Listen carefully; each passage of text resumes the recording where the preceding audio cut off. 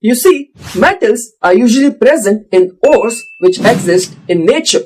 And for us to get the pure metal out of the ore, we use different methods of extraction.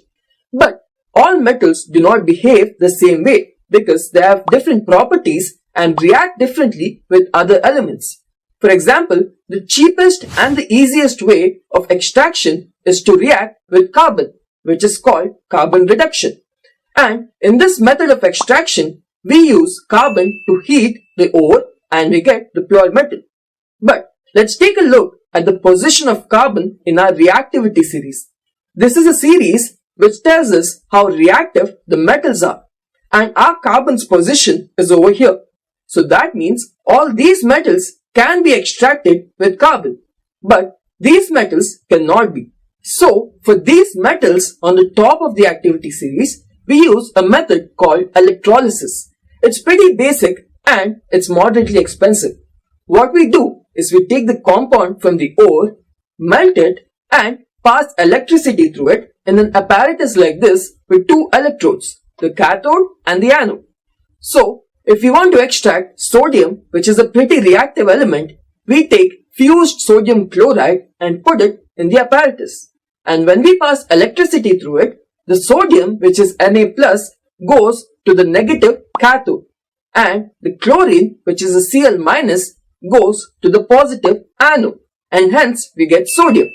And the metals that couldn't quite make it to the top and are struggling in the middle of the activity series, like lead, iron, zinc, etc., are usually existing in the natural state as their sulfides or carbonates.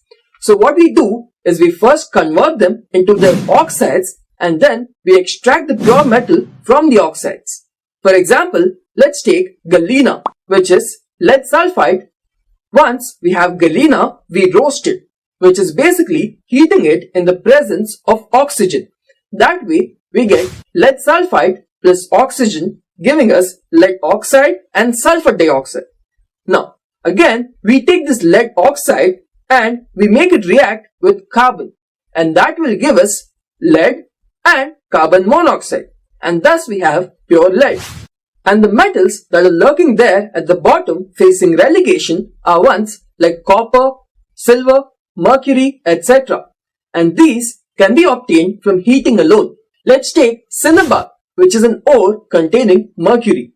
When we heat cinnabar in the presence of air, we get mercuric oxide.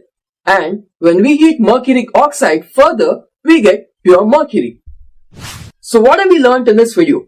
We have seen how to extract pure metals from the ores from the middle, bottom and the top of the activity series. So until next time, happy learning!